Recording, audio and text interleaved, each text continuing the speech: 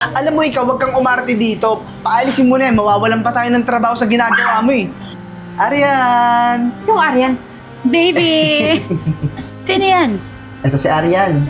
Ngayon, kaya malakas ang loob ko makipaghiwalay sa'yo kasi si Arian na yung aking bagong minamahal na bubuhay sa akin dito. Sa bahay ka na tumira. Ma'am, nakakahiya naman po sa inyo.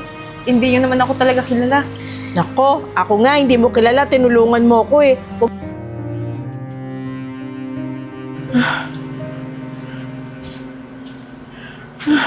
Hindi.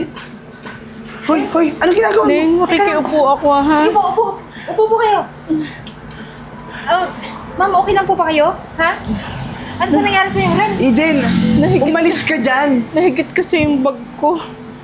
Nahold up po kayo? Oo, hinila yung bag ko. Eden, mamaya modus niya lang yan eh. Ano mo? Ale. Wag po kayo dito wag po kayo dito scam. Hindi po ito yung lugar para manloko. Mabuti pa umalis na kayo. Renz, teka lang. Hindi, totoong nahigit yung bag ko. Narinig mo, di ba? Na-hold up siya. Ano ka ba, Renz? Eden, Magpapahinga lang po ako sandali. bawal hindi ka, kakain ka ba? Ha? Kakain ka ba? O na-hold up ka? Saan yung pera mo? May pambayad ka? Tumigil ka nga, pwede ba? Ma'am, Neng, uminom iinom po lang ba ako kayo? ng gamot ha. Sige po. Ito Buti po, tubig. nasa bulsa ko tong gamot ko. Eh, natakay ako ng nervyos eh. Ma'am, ganito lang po. May paggamot-gamot ka pang nalalaman. Eden, napanood ko na yung modus lang yan. Alam mo ikaw, wag kang umarte dito. Paalisin mo na yan, mawawalan pa tayo ng trabaho sa ginagawa mo eh. Friends, parang awa mo na. Matanda to, nangangailangan ng tulong. Di ka ba naaawa? Ako na bahala, ma'am. Bibigyan kita ng pagkain para po magkaroon ka ng lakas. Mukha pong nanghihina ka. Renz, Ganyan. O sige. Ayan, eto. Ayan, yan. Ano ginagawa mo? Uuwi na ako. Ayoko na nagtrabaho dito sa walang kwentang karinderya. Total, baon-baon naman na ako dito sa utang. Hindi ko na magbayad. Tsaka, yan, tulungan mo yung matanda na yan. Scammer yan, modus lang yan. Yan naman yung gusto mo, di ba? Hindi magtrabaho, napipilitan ka lang. Palak sa buhay mo. Renz! Ma'am, pasensya na po kayo Asawa ko po yun. Ako nga dapat humingi ng pasensya, nag-aaway patuloy kayo. Okay na ako, Ning. Medyo kalma-kalma na ako kasi nakainom na ako ng gamot. Ay, hindi po. Hindi po kayo aalis kung hindi kayo makakain. At least po, may laman yung tiyan nyo bago kayo umalis. Sige po, ma'am. Diyan muna kayo, ha. Kuha ko ng pagkain pagsasandukan kita. Ako na pong bahala. Wag po kayo mag-alala sa bayad. Akin na po yun. Ning, salamat na marami, ha. Sige po. Salamat. Hoy, Eden, mapit ka nga dito. Sir, bakit po?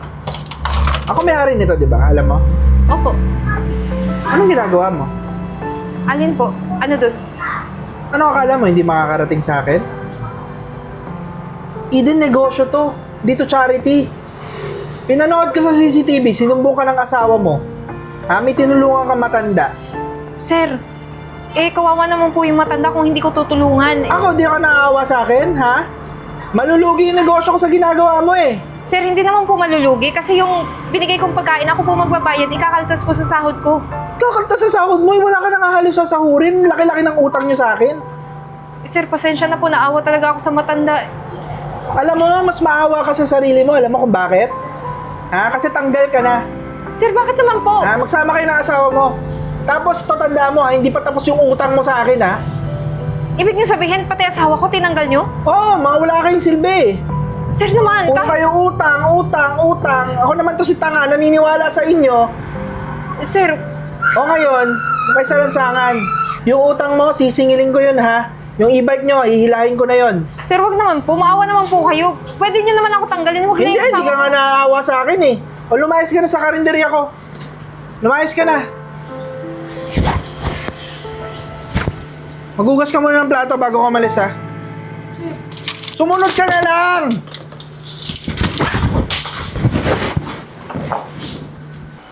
Renz? Up. Teka lang. Bakit? Tama to? O yan, hawakan mo. Hawakan mo yan lahat. Renz? Bakit? Bakit? Lahat ng gamit mo. Diba? Sabi ko sa'yo, huwag mong tutulungan yung matanda kanina. Yan, magkakandaleche-leche pa yung trabaho natin. Sa karinderya na nga lang tayo nagtatrabaho, tutulong ka pa sa matanda. Eh, di ba bawal yun? Friends Ha? naman, nangangailangan ng tulong yung matanda. Hindi ka ba naaawa doon? O tapos ano, saan mapupunta yung kinain nun, ha? Yung pangbayad nun. Sabi mo, ikaw magbabayad nun. Oo, ako magbabayad. Ano Ay, ba paano- problema mo, ha? Eh, utang mo nga, ako nagbabayad lahat hanggang ngayon. Ah, yung utang sa karinderya? Eh, mabait naman si Boss Joshua eh. Lagi naman ako pinapautang eh. Eh, kasi nga, sa'yo yata binabawas, di ba? Oh, hindi ikaw na magaling, ikaw na nagbabayad. Pero ngayon, sawang-sawa na ako sa ganitong buhay, Eden. Pero Renz, parang awa mo na. Huwag mo na akong palayasin. Mag-asawa tayo sa ganitong awayan lang. Maliit na bagay. Itong Ano kahinat maliit na lang to. bagay? Ano maliit na bagay? Nagpapakabayani ka tumulong sa matanda. Eh, ikaw nga, wala kang panglaman sa tiyan mo. Sa akin. Paano naman mabibigay ko sa yung lahat? Lahat na lang ng utang mo, ako nagbabayad. Sure na, Kung tama na. tumutulong ka sa akin, di ba? Tama na. Ayoko na sa'yo. Ah, Arian? Arian? Yung Aryan. Baby! Sino yan? Ito si Arian. Ngayon, kaya malakas ang loob ko makipaghiwalay sa'yo kasi si Arian na yung aking bagong minamahal na bubuhay sa akin dito. Arian, pakilala mo naman kung ano yung trabaho tsaka yung pera mo na kayang ipambayad dito sa upa. Katrabaho lang naman ako sa call center. Alam mo yun? Hindi.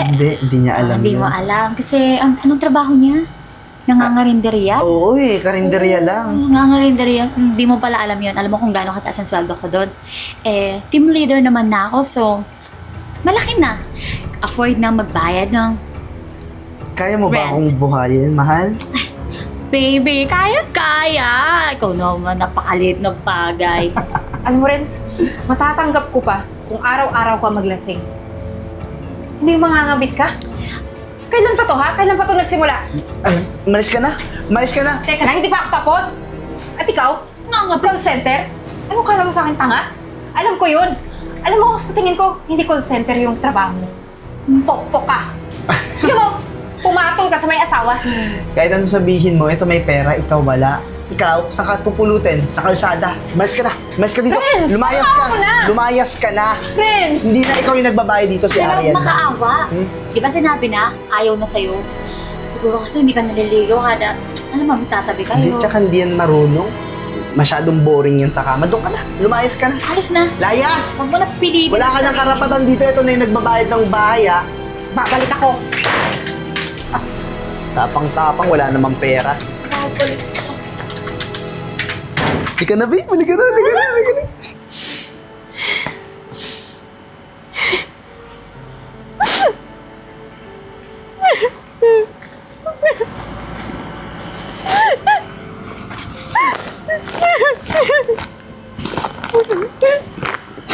Iha?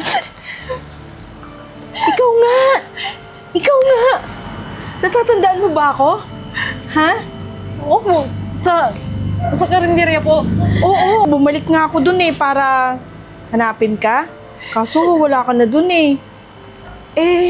buti natagpuan kita dito. Alam mo, yung bagay na ginawa mo sa akin, hindi ko makakalimutan Yung minsang niligtas mo yung buhay ko. Natatandaan mo ba yon? Na-hold up ako. Tapos, pinakain mo ko para makainom din ako ng gamot. Tanda mo ba yon? Alam mo, inuutang na loob ko talaga sa'yo yun, kaya hinahanap kita Mabuti naman po, okay na kayo. Oo, okay na ako, pero ikaw, ba't parang hindi ka okay? Kasi po, ma'am, yung asawa ko po pinalayas po ako sa bahay. Eh, hindi ko naman po alam na meron na din siyang iba. Akala ko pagsusugal at pag-iinom lang yung bisyo niya Naghiwalay kayo? Opo. Kaya ngayon, hindi ko na po alam kung saan ako pupunta. Oh, teka. Tutulungan kita. Pero ibig ko sabihin, hindi ka ba hahabulin yan? Baka mapadamay ako. Ma'am, wala na po siyang pakialam sa akin.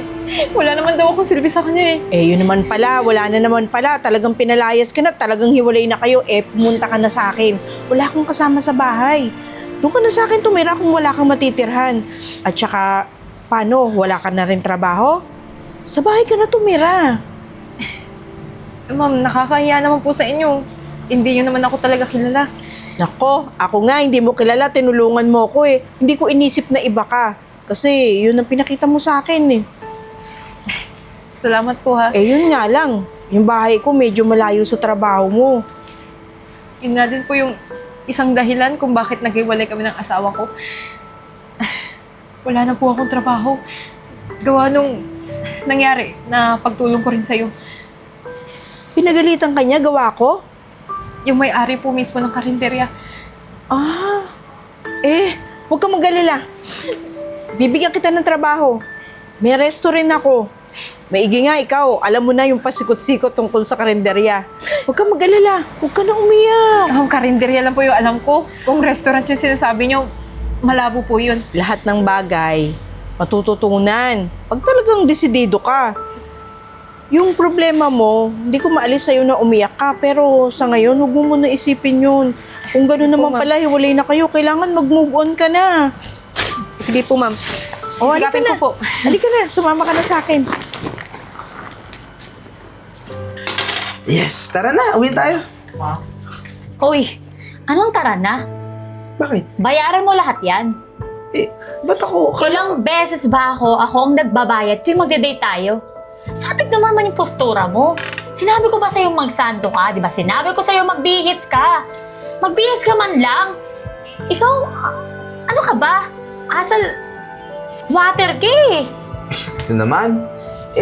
Ikaw naman ang magbayad dito, tsaka wala akong pera. Ako na naman. Lagi na lang ako. Ano ba, Renz? Habang buhay ka na bang palamunin, ha? Natanggal nga ako sa trabaho, di ba? Natanggal na naman. Maghahanap ako ulit. Hanggang kailan ba kita bibit-bitin, ha? Hanggang kailan kita karguhin? Ang laki-laki mo na. Ginagawa mo ata ako sugar mommy. Hoy, magkaisang edad lang tayo, ha?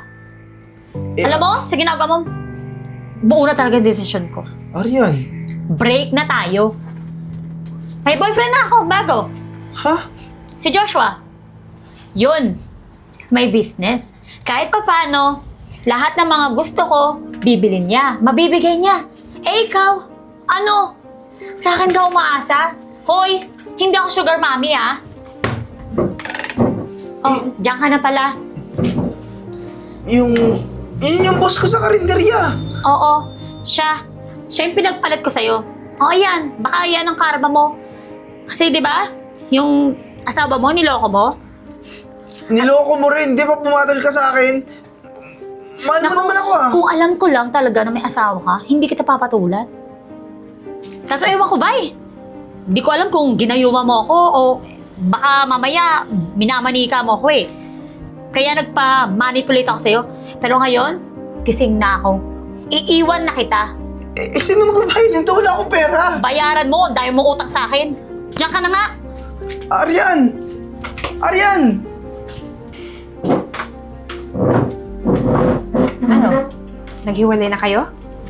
Bakit? Eden? Ganda mo na.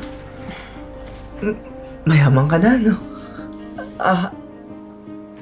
Iniwan ako ni Aryan eh. Wala na kasi akong pambayad dito. Tsaka parang nabibigatan na siya sa akin. Malamang, bakit hindi mabibigatan yung tao sa'yo? Kasi, umaasa ka lang. Eden, baka hulog ka ng langit kaya dumating ka dito.